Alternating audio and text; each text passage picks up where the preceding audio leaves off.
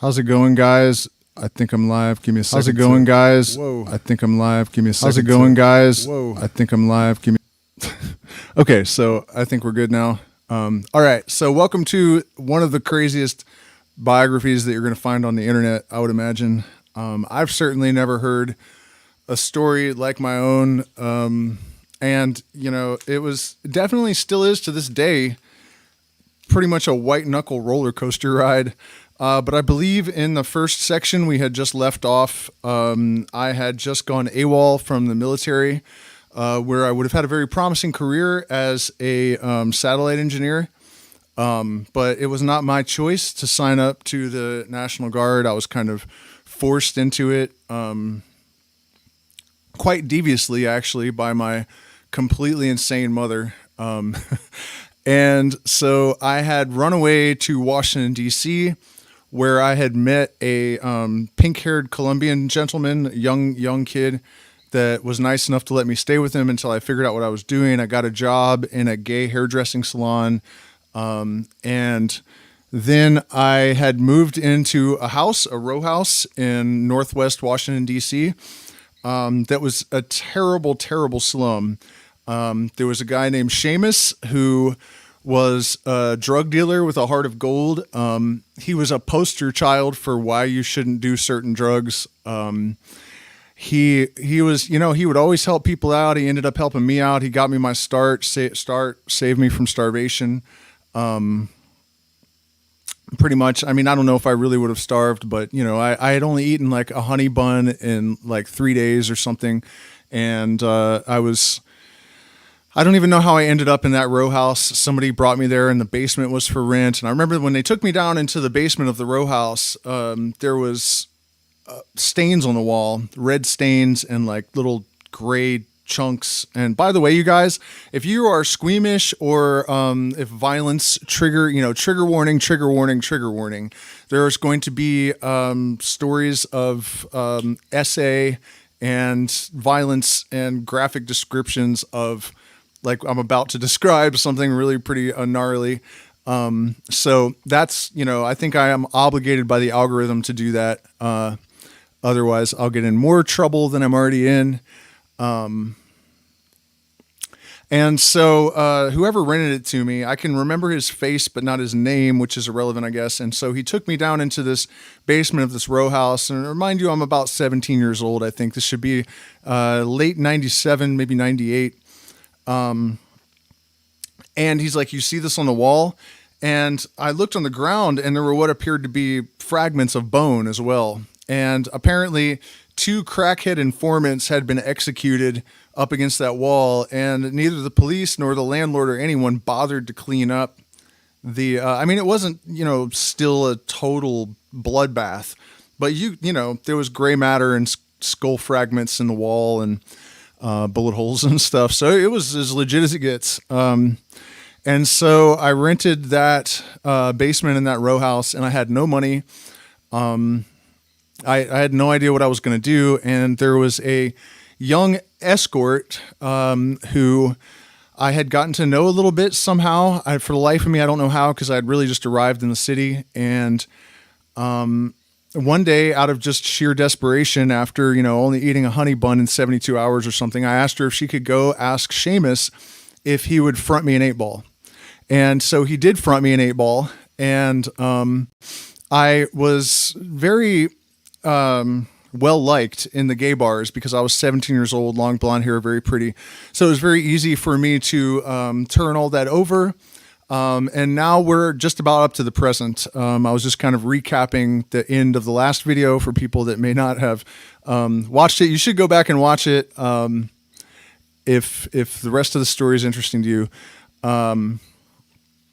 And so that went on for a little while until I had a bit of a clientele and a reputation. And then I met Malik at a gay art dealer, multi-millionaire Charney, yellow Ferrari and, you know, millions of dollars, the whole thing. Hollywood connections. Eventually he would take me to an after party where there were a bunch of like A-list directors and celebrities and stuff. The door was like hidden behind a dumpster in this alley, and you'd never know it was happening. It was super secret. But anyways, we're getting ahead of ourselves a little bit. This gigantic, midnight black guy was there, and he had really, really pure cocaine, and he gave me his number, and so he showed up at my house a few days later, and he brought a large paper bag and set it on my air conditioner, and he said, I'll be back for my money on Friday. And I was a little bit like, isn't it Wednesday? I think I remember thinking, isn't it Wednesday? Isn't that a little bit quick?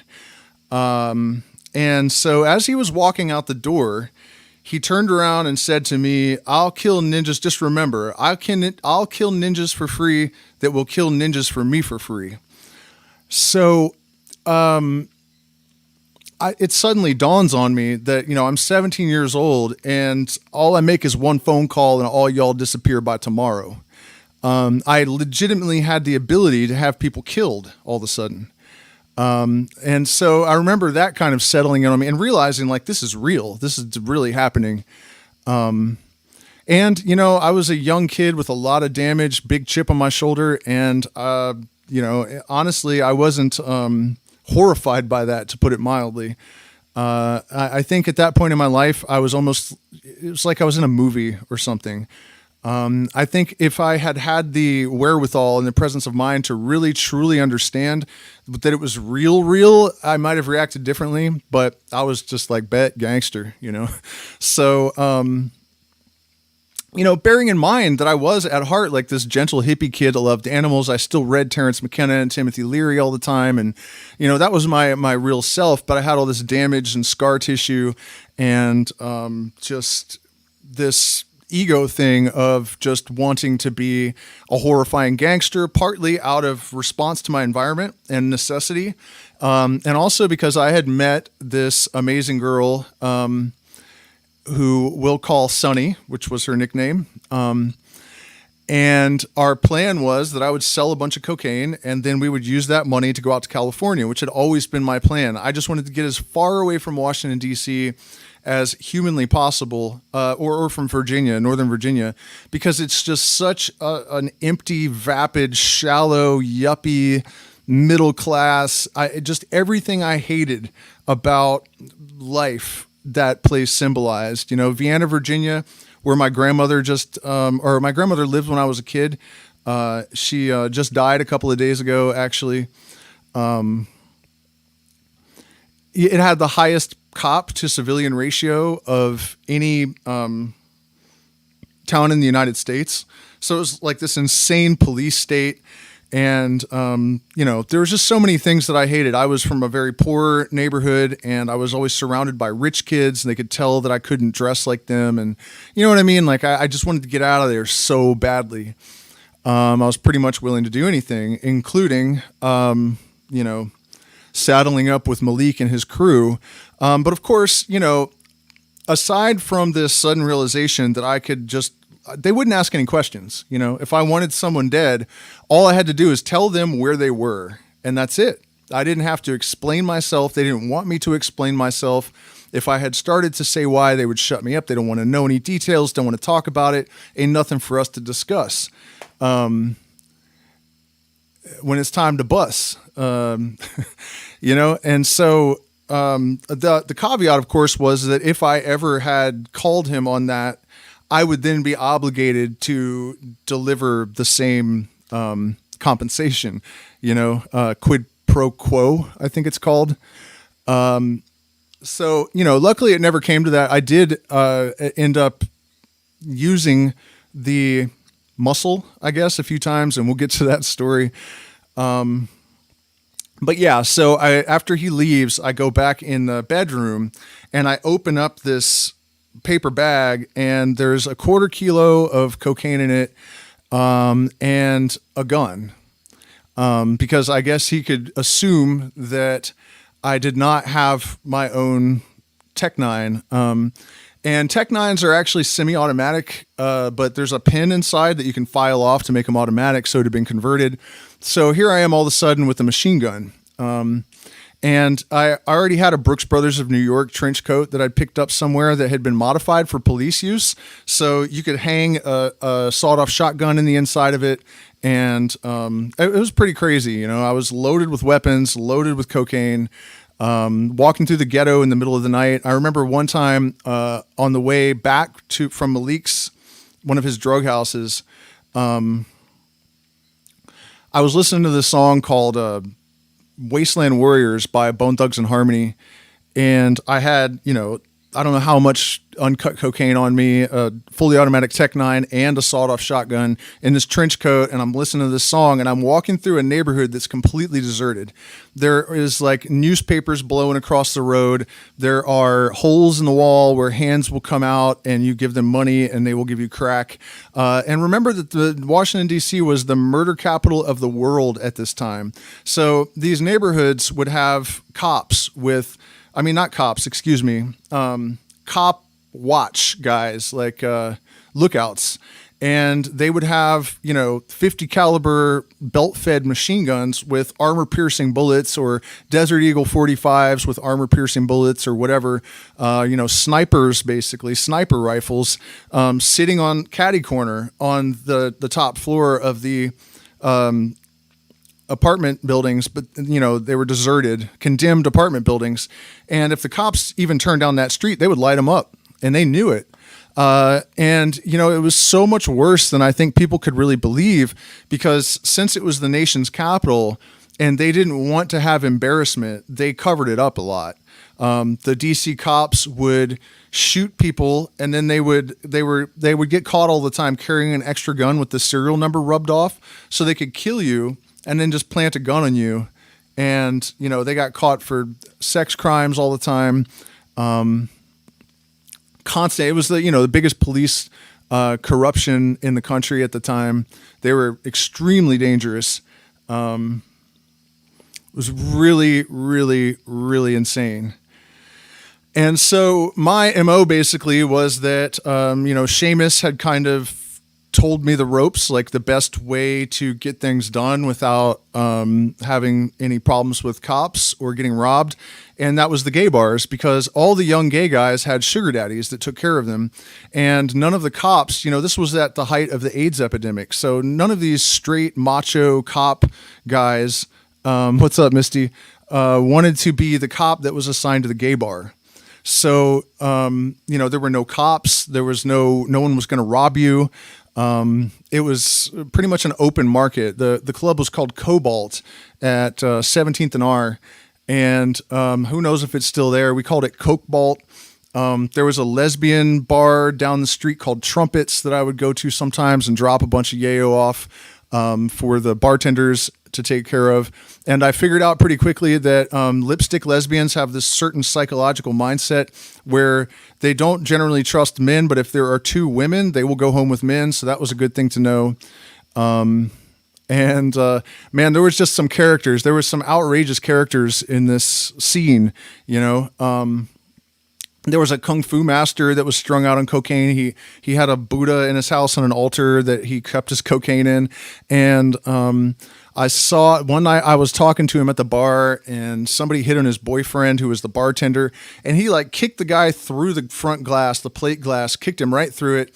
And then it almost seemed like, in a flinch, in a blink of an eye, before you could even blink, he was on the guy already and apparently resuscitating him because he had knocked him out. And he could use pressure points to resuscitate you just so the guy would feel the pain, and then he let him pass back out. He used that on me one time when I had done too much cocaine and my nose hurt, and he just grabbed me by the face and the pain went away. Just all sorts of people like that. My girlfriend at the time, her father was Kennedy's lawyer, and her grandfather was one of the founders of the Coca-Cola bottling company. And at one point I had an affair with one of the heiresses of, heiresses, is that heiresses? That sounds weird, but of, Pepsi. And that girl was a call girl. I didn't know that at the time, but she was. And later, when I found out about that, I asked her, you're an heiress of the Pepsi Cola fortune. Why would you sell yourself for money? Aren't you worth like $1 billion or something? And she said, yeah, but my family's money is so bloody that I would rather sell my body than touch that money. And I didn't press it any further, ask any more questions. I just kind of was like, shit, what is Pepsi? What's really hood with Pepsi? So, man, there's just so many stories connected to this period, and I don't want to spend my whole, too much time on it. But it is wild, and we are going to get to Ted Cruz and his rather disgusting role in this story pretty quickly here. But anyways, Sonny's family connected to the Kennedys. Supposedly one time at dinner, the house was shot up by snipers because her dad knew something. And her brother was a high-level cocaine dealer, but also was like IT in the very early stages of internet and all that. So he was making crazy amounts of money. And because of that connection, because I had the connection with Malik and the cocaine was so pure that when I started taking it to the bars, one of the gay dudes came out of the bathroom one day and he's like, honey, you need to go home and cut this because it is too fierce. You are scaring people. And it was true. You could do a little bump and you would lose feeling below your knees and your hair feels like it's standing up and you're pouring sweat and worried you're going to have a heart attack. So, that night I remember I went home and cut it face to face where you take it and put it in a coffee grinder to mix it evenly and with inositol, which is a B vitamin complex that is heavier than cocaine. So you can use less of it to not compromise the quality as much and still get more weight. And face-to-face means equal amounts of cut cocaine. And it was still too strong. People were actually complaining that it was too strong after that. So between my connections with my girlfriend's brother and just the fact that I had medicine like that, I found myself in the upper echelons of the gay Northwest club scene at first, just the club scene. But then it started to get a little bit crazier. I found myself hanging out with a Vogue photographer one night, Charney, the art dealer, who had connected me with my connection. Also, he brought me to a party one time. I didn't recognize him. I had never seen him before, but I was told after the conversation that I was sitting at the bar talking to Quentin Tarantino, who was literally the most obnoxious person that I have ever encountered in my entire life. And I was like really struggling not to like hit him or something like, the entire time. But when I walked away, after we left, Charney was like, "Do you know who you were talking to?" And I was like, "No, fuck that guy, man. I couldn't stand him." And he's like, "That was Quentin Tarantino." And I loved Pulp Fiction. Natural Born Killers, probably still my favorite movie of all time. But man, what a shit bag. And, so I had started to move into some circles of some pretty ridiculous people. There was another guy that plays into all of this who was a drill sergeant at Quantico. His name was George, and his father was a high-ranking member of the Jamaican cartel. And so because he was family, he would get really drunk and high on cocaine, and he would pull guns on gay kids and like make them do stuff. And he acted like he was straight and, super tough. And he was really insane and extremely dangerous, really, really, really dangerous. And he got, all tore up one night and came to my table, which they called the owner's box. And he starts telling me how his whole thing works. His father would give him the uncut kilos on a percentage basis. He reported to his father that he was selling them at wholesale quantities, which at the time probably was $18,000 to $21,000 a kilo. And he was actually cutting it face to face and then selling every single gram for $80 and then only paying his runners $10 per $40 bag. So $80 minus, it may have been 100 even. I mean, it was good, but it wasn't better than mine. But every single gram that he was paying almost nothing for, he was getting about $80, I think, after paying his workers, after cutting it face to face and doubling 1 kilo to 2. So he was making an incredible amount of money. The money and the ego and the power definitely went to his head. Actually, I'll tell you guys this story. This is probably as close as I'm going to get to potentially overstepping a line where maybe I know something that could still be relevant to like a criminal prosecution or something. But at one point, there was a sidekick of his named Sugar Bear. And Sugar Bear was extremely flamboyant and harmless, but he had gotten way too close to George. And I don't remember what happened, but something just stupid happened where he lost his wallet or something. And I don't remember, but it was really, really petty. And George threatened him. And so Sugar Bear came to me and said, look, man, I know where he keeps all of his cocaine. So why don't you call Malik and get a crew together and we'll just roll on him when he's not home. We know where he's at. We know when he's at the club. And I hated this dude. I absolutely hated him. One time the son of the Secretary of Defense owed me like $20 or something stupid. And I had set up a situation where if you came out of the club, Malik and his boys were waiting in black Mercedes and a BMW outside. And if you didn't have whatever money you owed me, then you got to go for a ride in one of those cars. So everyone paid me. They would go back inside, borrow money, but they just, the club owed me 20 grand or something at that point. So I had to do something. And I remember this kid didn't have the $20, and then George came out and got in my face, and he's like, "Don't you know who his dad is? And you're going to bring all this heat down on all of us over $20." And I was like, "Then pay me, pay his dad. It's only $20, And he wouldn't do it. He wouldn't do it. So you know what I mean? Like I just couldn't stand him. So I thought that actually sounded like a good idea, and I arranged it. I called Malik and I told him what I knew and put him together with Sugar Bear. And he was ready to betray George over, this stupid little petty squabble that they had. And so we went to a townhouse in Maryland and kicked down the door. And there was his other sidekick, who was this lesbian chick with a bald head, leather, fully automatic gun, 2 Rottweilers already running down the stairs. We thought it was going to be empty. She saw my face because we thought it was going to be empty. White guy and all these black dudes, they knew who it was. They knew who my crew was and stuff. So a couple days later, I'm walking down the street and Alexis pulls up in front of me, rolls up on the curb. Some guys get out, put some kind of automatic weapon in my mouth and pull the trigger. And it's empty. So it goes, brat. And I was like, whoa. And the guy says in a thick Jamaican accent, "You ever try that shit with George again, man, it gwine be loaded." And I was like, man, that's not good. Here's the thing, though. When you owe somebody, of Malik's stature or George even, like Malik never would have killed one of George's runners because the debt will transfer. So everyone knew that Malik would always say, keep them in debt. You got to keep them in debt. He would always tell me that too, keep them in debt. Have many people in debt to you all the time as you possibly can. Keep them in debt.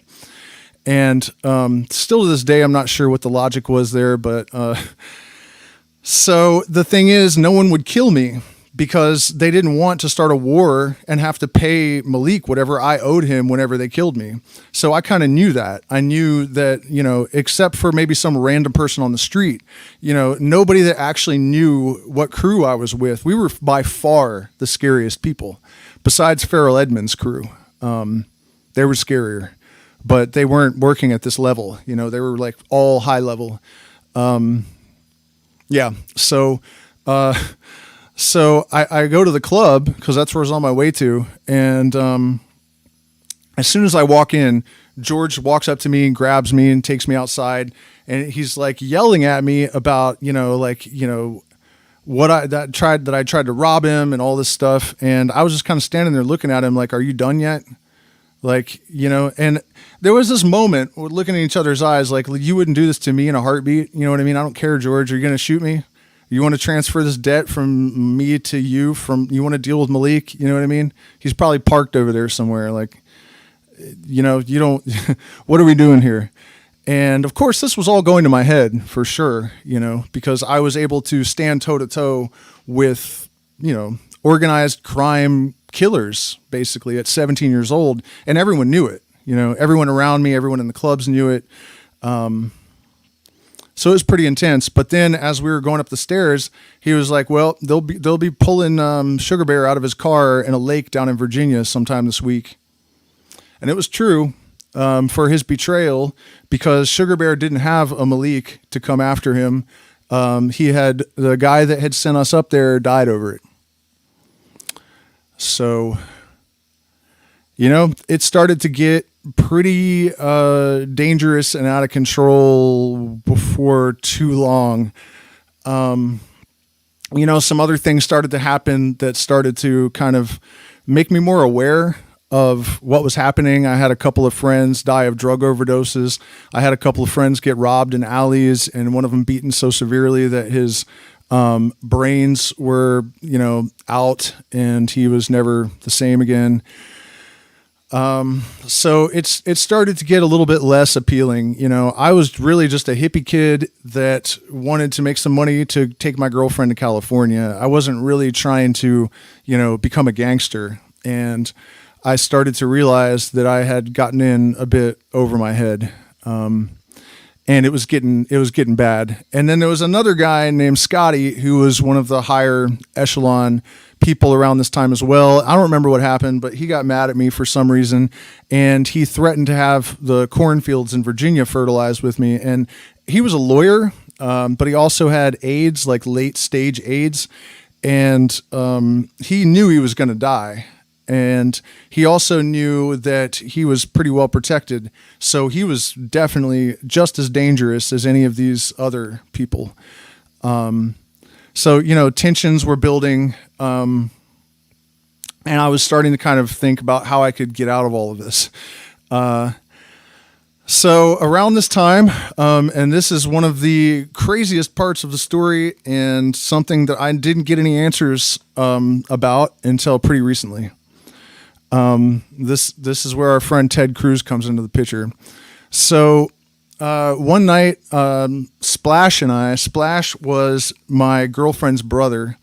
I don't know, we were probably at Cobalt, and we ran into this guy with, dark hair and beady eyes and a Southern accent.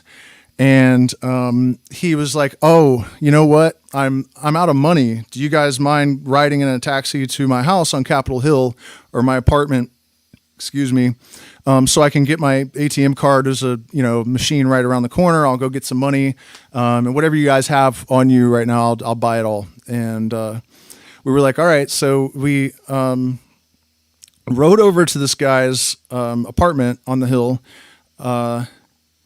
And when we walked into the door, I immediately knew that he was somebody significant, because there were pictures of him. He didn't look very old. I don't know how, he must have been, relatively young. So he was connected way back to, right when he graduated from college, I think, because there were pictures of him with presidents on the wall going back all the way to, I don't remember if it was Carter or Nixon, probably Carter. And Clinton, shaking hands, obviously at the White House. And so, it was obvious that this guy is somebody, and you could see the Capitol building out of the window.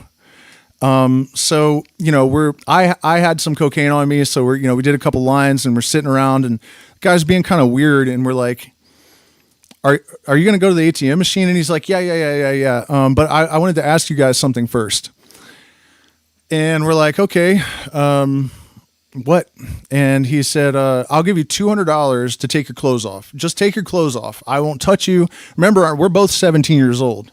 So, we're right on the line of being underage, but definitely technically illegal boys.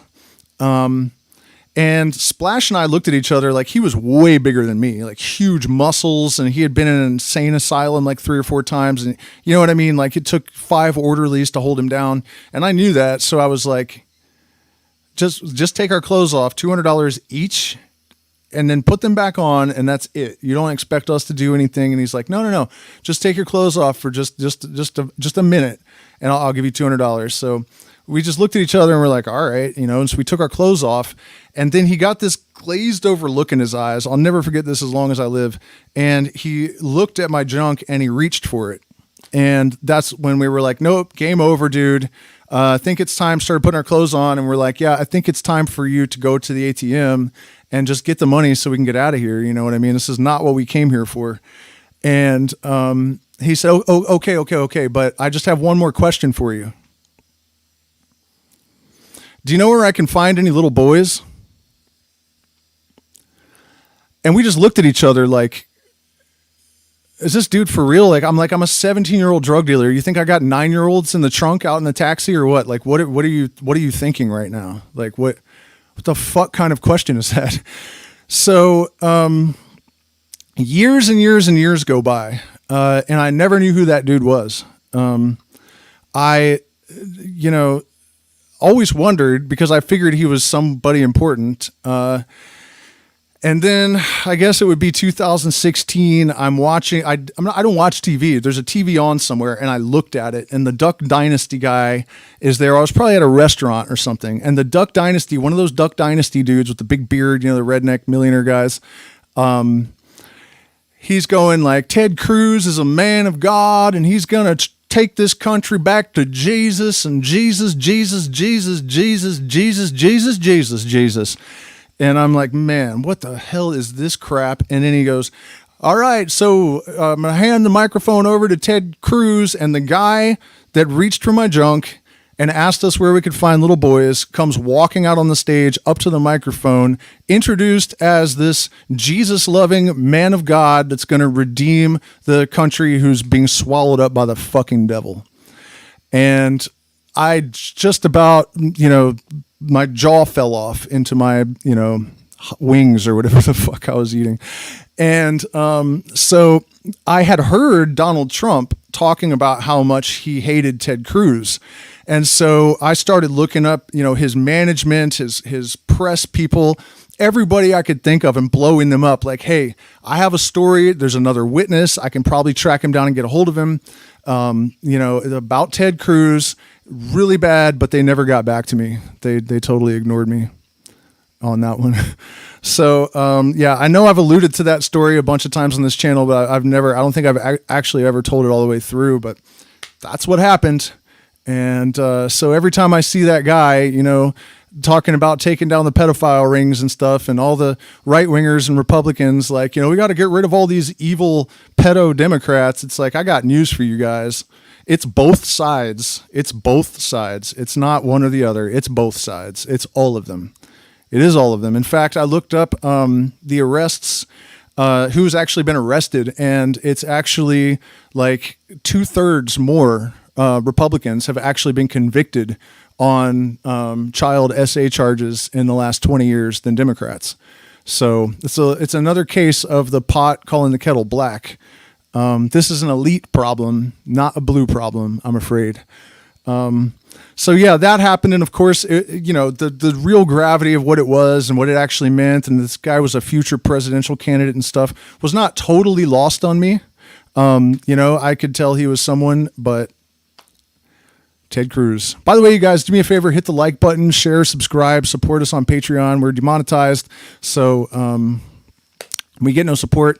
And I'm also severely shadow banned today. I actually had a video somehow get more likes than views and still die at 4 views because it had a certain word in it that has something to do with evolution and then the letter R in there somewhere. Because I don't want to ruin my chances with this video. So it's getting pretty wild. They're really trying to suppress free-thinking people that are promoting truth, and it's, frustrating, to put it mildly. So, okay, so where are we at with this? We have dealt with Ted Cruz. Trying to think, really, if anything else significant happened. Unfortunately, this DC story doesn't really have like this big climax or anything. Eventually, I think Malik ended up in jail. There were a couple of more horrifying things that happened. I guess the real catalyst that drove me out of the city, actually, I remember this now. There were 2 guys named Mike. Bandana Mike, who always had a white bandana on, and Teardrop Mike, who had a teardrop tattooed under his eye because he was a stick-up kid. He told me one time that when he was a kid, his mom was a prostitute and his daddy was a pimp. and he started out as an underage, trafficking himself on the streets. And he said one day he realized he was big, and he was pretty big and pretty scary. And he said he got tired of taking it in the, where, and he used a bunch of language I can't use. And but I'm sure you get where I'm getting at. Taking it in the what from these who's, and I realized that I could just rob them. And so he became a stick-up kid. And that landed him on a juvenile homicide charge or manslaughter charge or something. So, he was only 13 or something, and he got out right around the time I met him, only like 5 or 6 years. And so there was that guy and this other Mike. And Teardrop Mike is going to be significant later on in the story because he's part of the reason that I had to leave Virginia. And so Malik was owed a bunch of money by the bandana Mike, and he disappeared. And so did Malik. He came by one day and he dropped off more than he usually did. And he said, I got to go take care of something. So, here's some extra to hold you over till I get back. And then he came back to my house and he said, look who I found. And he had a blood-soaked white bandana in his hand. Later, I found out that he had gone to Bandana Mike's girlfriend's house and gotten the information out of her mom where Mike was, and went all the way to Colorado and found him, apparently killed him, and brought back the bandana as a trophy. So, as I said, it was getting to be a little much. All it took was for me to get robbed one night, which almost happened. I was walking home at 4 a.m., and these two guys walked up with a knife, these two crackheads, and, I had martial arts training, so I just grabbed the knife and leaned back into the other guy and stuck it in his leg and ran home. Then I almost got busted one night. I was walking home, and this crackhead had helped me out one time. And so sometimes when I saw him, I would repay him by giving him some free, whatever. And he saw me, and he was hoping for a handout. So it's like 4 a.m. though, and I'm going like, you're black, I'm white, stay away from me in the ghetto at 4 a.m. What are you doing? Get away from me. And sure enough, as soon as he walked up and he asked me for a cigarette, against my better judgment, I handed it to him. As soon as I did that, we're surrounded by cops. And it was amazing because the one cop actually had an Irish accent. And I'm like, am I about to have to put a slug in Captain O'Malley just before I'm ready to head out to Northern Cali? Smoking that Sally. And so the hands on the car, and they search him first because from their point of view, they know him. He's either going to have money on him if I bought something from him, or he's going to have drugs on him if he bought something from me. So they search him, and then they pat me down, and the cop sticks his hands like halfway into my pocket, does a half-assed job, pulls him out, and let me go. And there was like $1,800 in one pocket and like 1.5 ounces cocaine in the other pocket, but enough that it would have put me in debt. It would have messed me up. And so, these close calls kind of were reiterating the fact that I could very easily end up like Bandana Mike. So I left. And I went down to Fredericksburg, Virginia. And at this point, I think I was still only 17 years old. I may have turned 18 by now. I don't know. I was only in the city, all that stuff. And you guys, there's so many stories that I'm not going to just tell all these stories forever. But it's so much happened in that little period of time that it literally really almost seems as vast as the entire rest of my life, because it was just so high stakes and so intense and so weird all the time,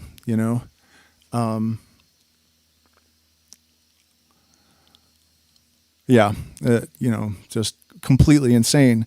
And so, I think I was thinking that I needed to go to the country and find a nice country girl and settle down. And that would, rid me of this weird gangster kind of inclination that I had that it didn't suit my real soul, who I was fundamentally, and of course, it never sat right with me. It didn't make any sense. But I was very good at it too, so that didn't help.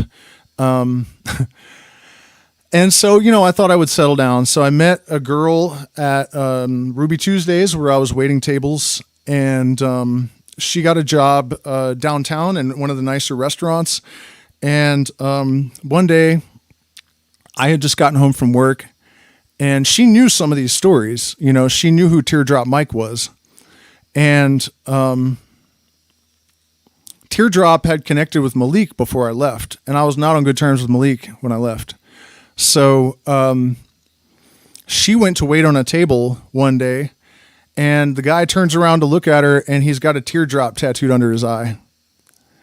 And so luckily we had a little bit of money, and I basically said we had better get married so that we can, pull together a little bit more funds and get the fuck out of here, this week. And so we left the downtown Fredericksburg area and went way out into the boondocks where her family lived. And her dad was a high-ranking Navy, I don't know what, but he had top secret clearance for sure, for real. And so we stayed there while we were, waiting for this wedding to happen. And one night he got super, super drunk and he started crying. And this was like 2099 or 2000, right? He gets drunk and he starts crying, and he says, that we had been at war with China and that we had already lost without a single shot being fired. And they had sent some kind of worm, I guess some virus, into the Pentagon, and it had extracted everything. All of the top secret everything. It had eaten its way into CIA, NSA, everything, and completely neutralized the U.S.'s ability to effectively defend itself. He said that their military is actually, so advanced and powerful compared to ours that we probably didn't stand a chance anyways, and that we had basically already lost a war with China without a single shot, and it was top secret. And this dude is literally bawling. So, to this day, I'm not sure exactly what to make of that. But it is what it is. And interestingly, her family, they had a bunch of people that were all high-ranking Freemasons as well. We ended up staying out at Fort Hood because when we left, we just went driving around the country for, until we ran out of money, basically. I always wanted to go to California. So yeah, we were trying to head out to California, and I think that road trip is really where I started to experience synchronicities and really highly unusual coincidences and that sort of thing for the first time. The first time that we experienced, or I experienced, I guess, somebody being like overtly psychic. There could be another explanation for this. Maybe the woman happened to have seen us park or something, but we were in Louisiana before Katrina, and we were walking around the city, and we lost our car, and we happened to walk up next to this woman with dreadlocks that were almost like dragging the ground, and she had a cockatoo on her shoulder. And immediately I was like, this woman's vibes are just not normal. And I was like, shit, where did we park the goddamn car? And the woman with the cockatoo on her shoulder is like 3 blocks this way and then 4 blocks that way. And, like I said, totally possible she just saw us get out or whatever, but I definitely had the impression that she just knew where our fucking car was.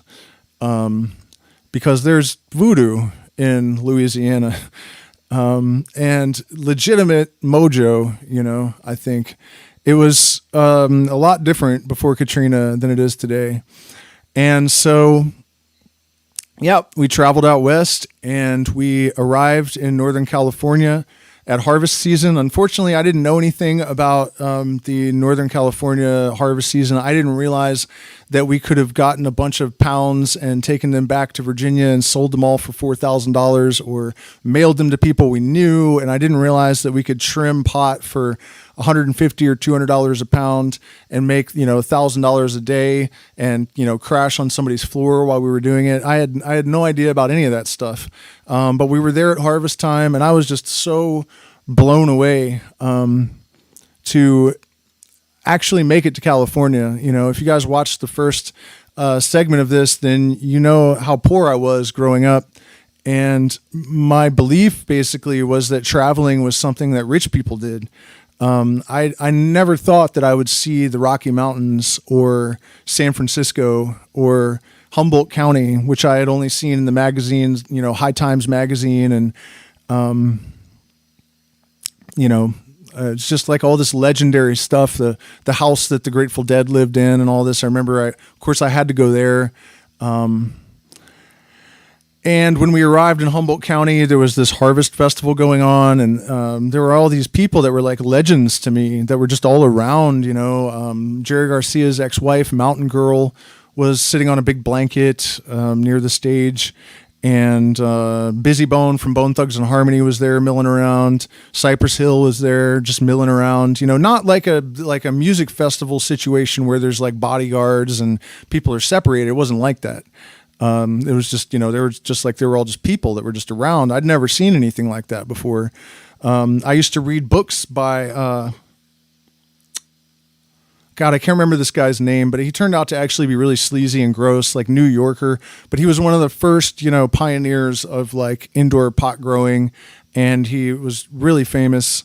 Just a legend to me. And he just walked up to me and started talking to me, and it was just really, really wild. And then seeing the redwoods for the first time, and the level of like mystical, magical.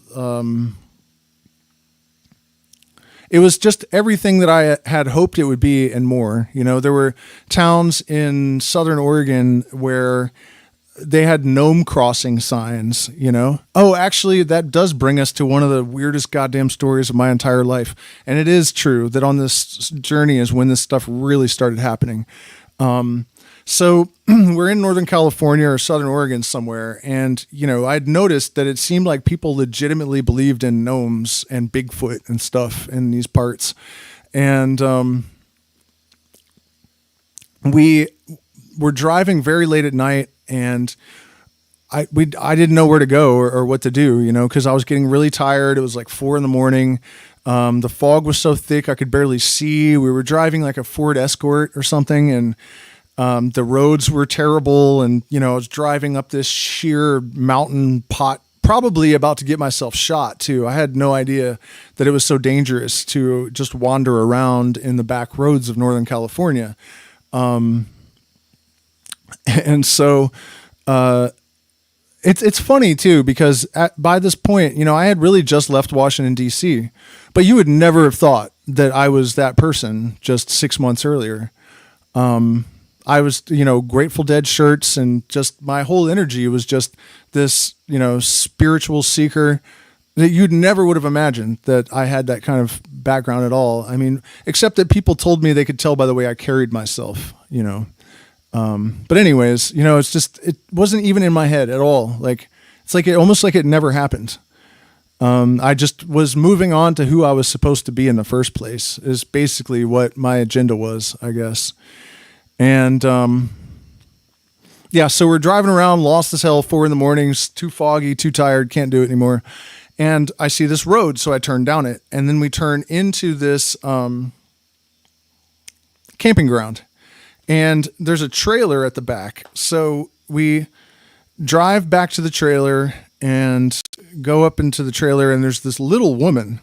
I mean, she's little, like, 4'5" or something, like really, really one of the smallest. She wasn't like quite actually a dwarf, I don't think, or a midget or whatever, but she was really, really small, like uncannily small. And she was also really weird. And as we were talking to her, she offered us something to drink, and then we were standing kind of far apart, and at one point I saw her eyes drift to both of us simultaneously. And it was really weird looking. So we looked at each other like, did you see that? And, obviously we both had. And then the woman laughed, and it did not sound right. Like, it sounded otherworldly and bizarre.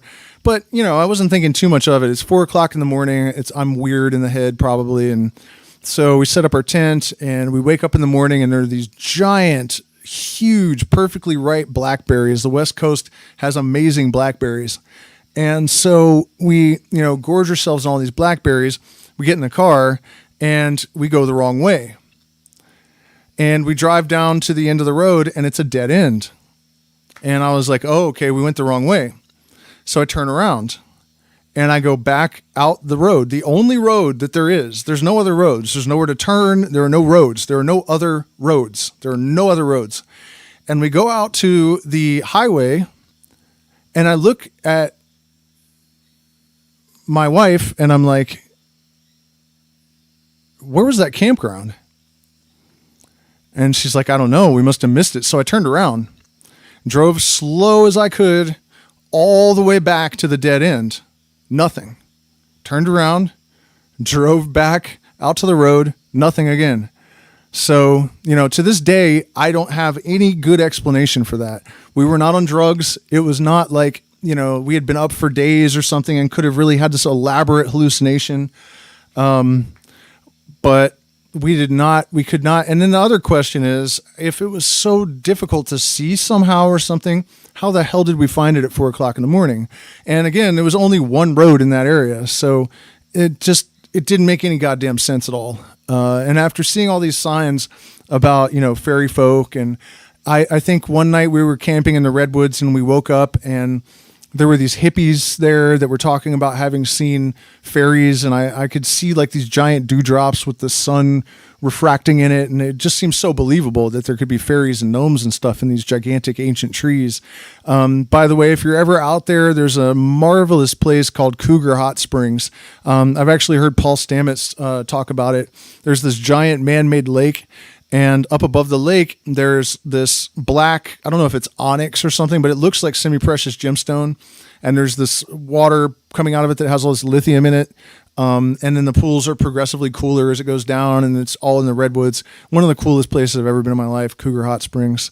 So we basically just drifted around the West Coast until we ran out of money. And then we migrated back to Colorado because I had two friends there that I went to high school with. Earlier in the stream, I mentioned my friend with Tourette's, who we'll call KB, that ended up committing suicide with a pocket knife at this junkyard where we used to take illegal firearms and even grenades once that we had purchased from drug-addicted military personnel at the Armory in Richmond, and throw them into the pits of old cars and blow things up. One time there was a entire flock of sparrows or something that landed in this tree, and KB saw it, and we had just traded I think only a quarter pound of like crappy marijuana to these guys for 4 grenades, and he chucked one into the tree and blew up all the birds. Stuff like that. He went out to that junkyard and committed suicide there for some reason. But his little brother, this actually happened right after he committed suicide right after we arrived. And it was my best friend in high school. We loved Terrence McKenna. It was actually that friend who, before I left for DC, right before I left for DC, I sent that message to Terrence McKenna. It was the first time I used email, and he actually answered me. He wasn't that famous yet, I guess. And internet was pretty new. Email was brand new. I'd never heard of it. I said I wanted to go to this thing that Terrence McKenna was doing at Palenque, and my friend said, why don't you email him? And I said, what the fuck is email? And he looked at me like I was stupid, of course, because his dad was the CEO of Mobil Exxon, and he had a stroke and had to retire. So they had a lot of money, and so of course they had a computer in the great room. I'd never even heard of a great room before. And so we went in there, and I emailed Terrence McKenna, and he actually emailed me back. So one of my claims to fame, I guess, is that Terrence McKenna is the first person I ever exchanged an email with. And so it was that guy that we met up with in Colorado. after it's kind of funny because I split with him. I was actually staying with him and his parents after high school for a few weeks, and I hooked up with his sister, which compelled them to throw me out, of course. And so his roommate, who was KB's brother, didn't like me because it was his girlfriend that I had stolen. So there's all this complicated stuff happening. But long story short, I left, my friend and went to DC and then met back up with him basically in Colorado. And it was Durango, Colorado, where I would spend the next 10 years. And that's probably going to be the next segment of the Outlaw Tales. This is where I learned to grow marijuana. And this is where I had the entire Phoenix process experiences. This is where the veil disintegrated, and I experienced everything from, contact with interdimensionals to, weather influence rituals that actually worked with Native Americans on a couple of occasions. I met Night Horse, who was the most well-known and respected medicine man in the Navajo Nation. And that guy looked at me from across the street and then called me over and said, "A white man walking between worlds. You don't see that every day." And so, it was true that I was in this state, and I realized that he could see that from across the road. So in the next section, we'll get into that conversation, which lasted all night long. And, I guess I'll have to go through... It'll give you guys some background and some context for all of the crazy metaphysical stuff that you have seen on this channel, because now we are at the beginning of that, where it really started to accelerate and get really intense. By the way, you guys, we still have room at our retreat. And look at me now, I'm in the Amazon rainforest facilitating plant medicine, and it's been a wild ride. And I think, I'm 44 years old now, and where we are in the story, I'm just about to turn 21 years old. So, all of this craziness that I've told you guys, there's still another 20 years of it before I even get to where I am now. But we still have room at the October retreat and November and December open. So email me if you would like to come and spend some time with us. It's going to be amazing. It's always amazing here. We got the lagoons, and we have the Quichua Yachak, and the Amazon rainforest. Whether you come to see me or not, every single one of you needs to see it before you die, or you're just out of your mind. And before World War III happens too. You got to get it done. I feel like we're running out of time to do cool stuff. And just in case, we should be living like we are running out of time anyways, I think. Let me check in with the chat real quick and see if there's any questions or anything I need to answer.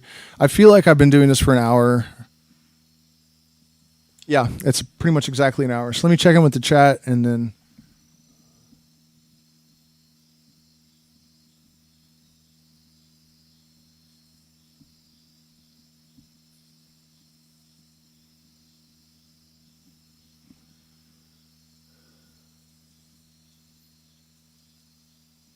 No, I've never seen a Bigfoot.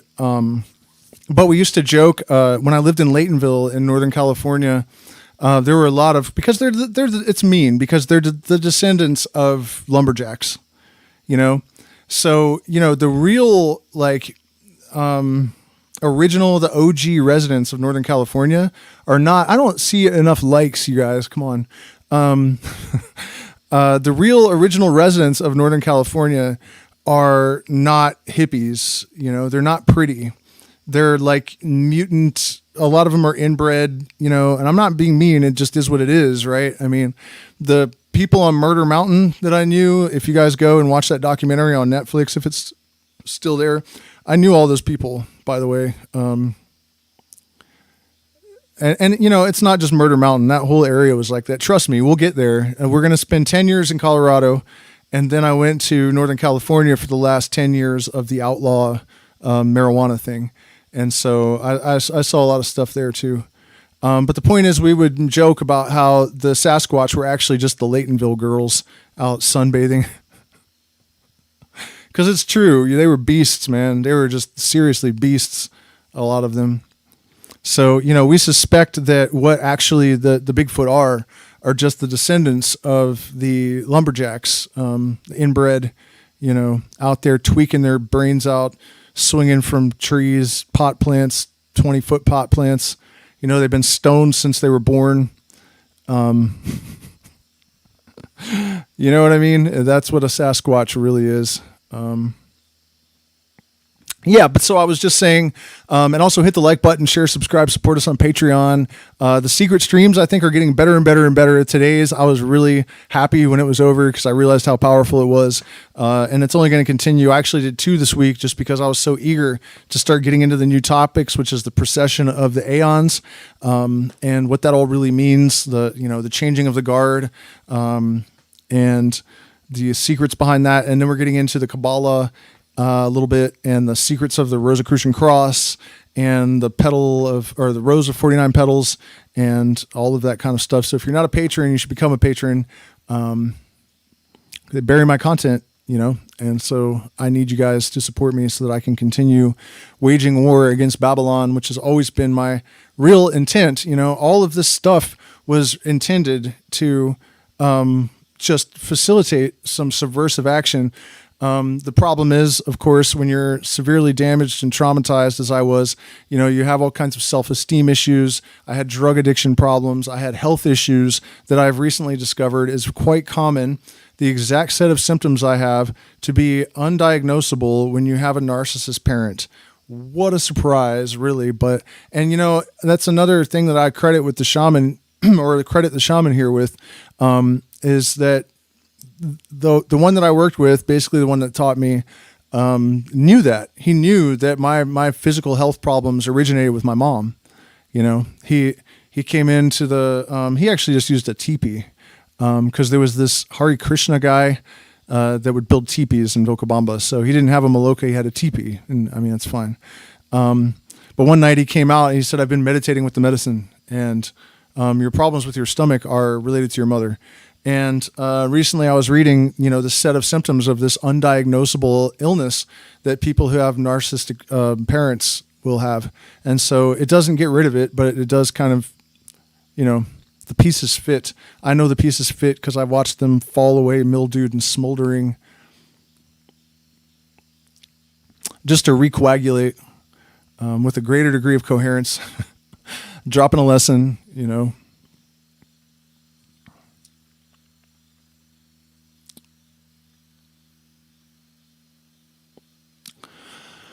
But yeah, when you have all of those issues plus health problems that compelled me to use opiate painkillers and whatnot, I got distracted way more than I should have, and I also didn't believe in myself enough, because I had severe self-esteem and confidence issues from all of the psychological and emotional abuse growing up. That looking back, I'm realizing that I was actually just running amok, trying to get myself figured out when I could have really been, stockpiling money and, all of the things that would have made sense to do. But I was completely out of my mind to an extent. I would basically just have periods of lucidity that were followed by periods of manic lunacy and even violence, and mostly just self-destructive behavior, mostly just severely self-destructive behavior. But, it's not easy to look back and surveil all that and realize that all it would have taken is one person with the right kind of wisdom for me to connect with could have changed everything. But because of the isolation that I had growing up and not really having any family, and there was no family friends, there was no sane uncle, there was no one that was not nuts and just completely outside of society to offer anything. So I've just had to piece myself together slowly but surely after all these years of madness. And the benefit of that, as Terrence McKenna said, is that, the shaman is really a person who's a madman who has healed himself. And that's the truth. I think that the reason I have become so adept at helping people put themselves back together is that I had to do it for myself. And I think at the end of the day, to a degree and in a sense, it's really important that I didn't have anyone to help me, because I understand the process and I understand the intricacies and the subtleties and the nuances and the difficulties and the, setbacks and recapitulations and how to re-engineer our entire being so that we are fully functional. And I generally can do that very rapidly. And I think part of that skill set came from the intensity of the situations I was in for so many years. When I did have to figure things out, I had to figure them out completely and very rapidly in order to subvert death or very, very long prison sentences or, any number of things. So that's the truth about the universe. Everything contains its contradiction, and every blessing is a curse and every curse is a blessing. And so, all of these trials and tribulations, aside from giving me a really interesting life and stories to tell, I in a way I wouldn't trade it because I know how unique it is and how novel, I guess, my life has been. But, it's not like it's been easy. It cost me my health, and probably, my dreams in terms of, what I could have done if I had been brought up in like a healthy, supportive atmosphere instead of insanity and violence and narcissism and all of that. So, but what I'm saying is that every gray cloud has a silver lining, and the blessing of this curse is just that I know how to help other people with a level of efficacy that is uncommon, I think. And, if you don't believe it, just go look at our reviews, because everyone who has come here has walked away transformed. In fact, one of the people said that, she has, she's well healed. And so she'd been to a lot of the really expensive retreats, and she, quote, said that we blew them out of the water. And that's why, it's not because we have luxury and, stone massages and, we don't. But when it comes to intuitive healing and perception and just the psychological aptitude to analyze and address aberrations, that's something that I have become very adept at over all these years of goddamn lunacy. So anyways, guys, thank you so much for spending this time with me. I will pick this up at the beginning of the Colorado adventure in maybe a week. I don't want to leave too much time between these because, people will forget what happened in the last part. And maybe when it's done, I'll string them all together and edit them with images. And if we can make it down to Vilcabamba, I have pictures of some of this. Somebody suggested that I should show pictures, but I'm not. Most of my things are in Vilcabamba still, because we saw no reason to drag all of our belongings around in the Amazon rainforest. We had no idea we were going to be here for years either. But anyways, I have pictures of all of the people that are involved. We will continue the Outlaw Tale. So hit the like button, share, subscribe, support us on Patreon, or one of the options in the chat. You can send a little bit of money to help us with the camera repair that has to be paid. That was an incredible amount of money that is solely for this channel, which is demonetized. So if you guys don't support us, I have to just pay for these camera repairs and whatnot. But we are excited about that, because when we get our camera back, it means that the video quality is going up. We can do like super slow motion videos of like some of the butterflies here, and just also the camera shoots like 4,000 frames per second or something, and so we can do these ultra slow motion and all kinds of crazy stuff. So the content should be getting significantly more sophisticated over the next couple of weeks and months. It doesn't seem to matter though. Honestly, you guys, if you go look at my channel at the views to like ratio, you will not find any channel I have not been able to on YouTube where there are so many likes and so few views. I spent a whole day looking once, nothing, nowhere, could not find it. So somebody has actually suggested that you can write a letter to YouTube support sometimes and be like, look, I know that you guys have shadow banned me. I am totally compliant, blah, blah, blah. And sometimes they'll just all of a sudden let their finger off of you and let you stand up again. That's what I'm hearing. So I'm going to give that a shot.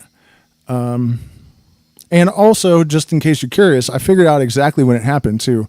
During the cough issue thing in 2020, I got a notice from YouTube saying that we are working with other platforms to ensure that misinformation is not spread. And this was almost the same day that my Facebook was deleted by Facebook. And I thought it was just like they were just letting us know that they had this rule. I didn't realize they were telling me that your content is getting buried because you said some shit on Facebook and they notified us, or however it works. And so now you're getting buried here. And it was also, it said for 6 months or longer. So apparently it's or longer, but that's, if you look at my content, you'll see that there's thousands and thousands and thousands. I was only around 2,000 subs, and it drops down to hundreds or even dozens at a certain point in 2020. And that was when that happened. I said something on Facebook, and they notified YouTube that I was a problem, and they've just never let me have views ever since. So, and by the way, you guys might be able to help me out with that too. You could maybe, I know some of you guys are hardcore supporters and been here for years. You could send them a letter and be like, look, this is not cool. This content's meant a lot to me. One of you guys said you watched one of these Outlaw episodes like 3 times. It's crazy. And so, yeah, it would be good to be able to reach a larger audience again and feel like, it's kind of rough to feel like no matter how well I do in terms of my numbers, watch times, and likes, that I'm just not going to reach a larger audience. The YouTube will not let me. So also I wanted to ask people to share on Reddit or other groups that you're involved with. I feel like if I am going to be able to get around the shadow ban, it's going to take a grassroots effort. I appreciate each and every one of you that have supported us in any way, shape, or form, that have watched these videos, and especially those of you who have joined the Patreon or who have sent support via Zelle, PayPal, Cash App, or cryptocurrency over the years or tonight, right now. So, yeah, I'll see you guys again in a couple days, and thank you so much for watching.